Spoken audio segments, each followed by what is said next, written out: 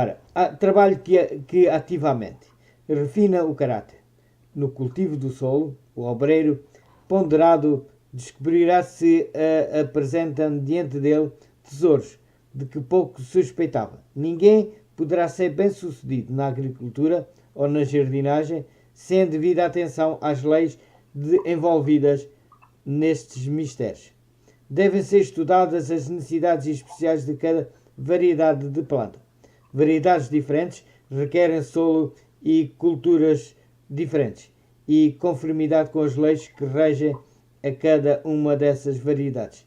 É a condição para o êxito, a atenção exigida na transplantação, para que nem mesmo uma radícula fique estorvada ou mal colocada.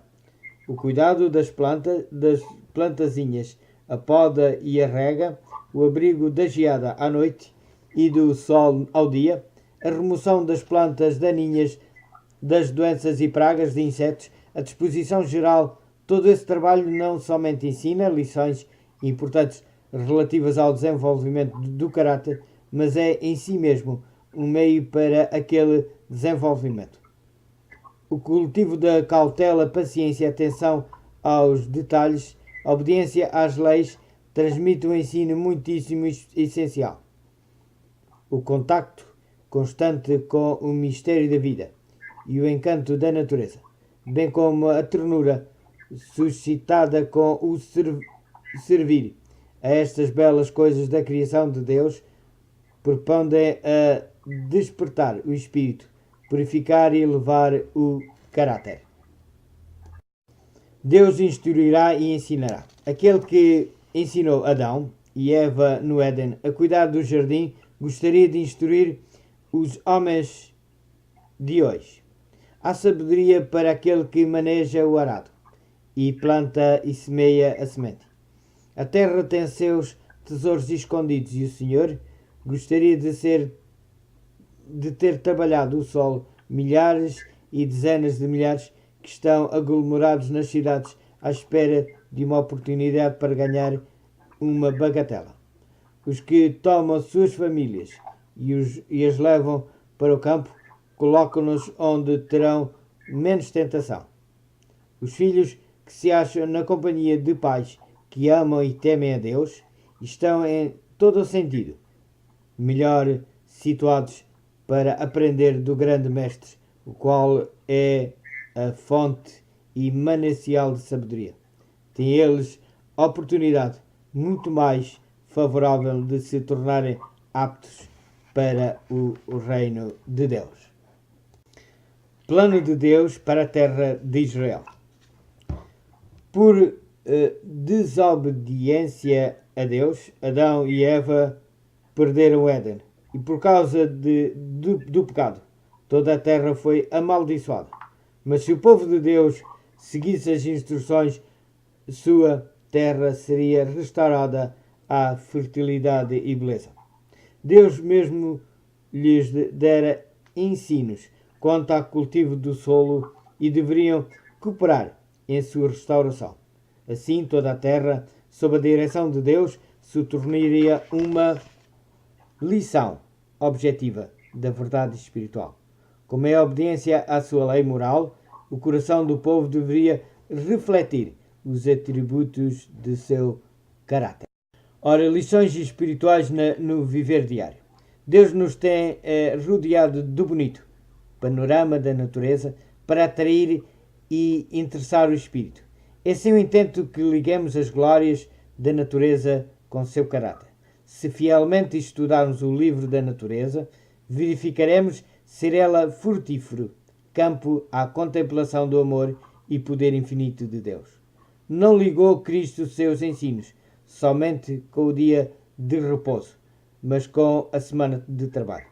No arar e no semear, no lavrar e no colher, ensina-nos a ver uma ilustração de sua obra de graça no coração.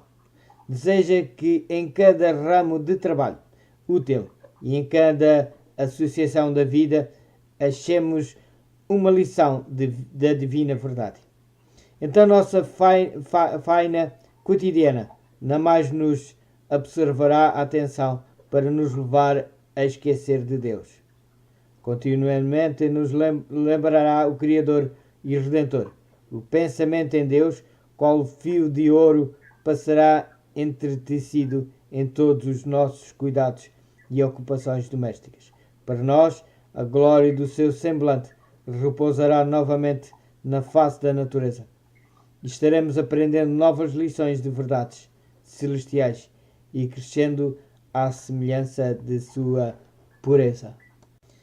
As leis idênticas governam a natureza e a humanidade. O grande ensinador levou os seus ouvintes em contacto com a natureza, para que pudessem ouvir a voz que fala em todas as coisas criadas, e abrandando-lhes o coração, e tornando-se-lhes impressionável a mente, auxiliando-os a interpretar o ensino espiritual das cenas sobre as quais repousam seus olhos.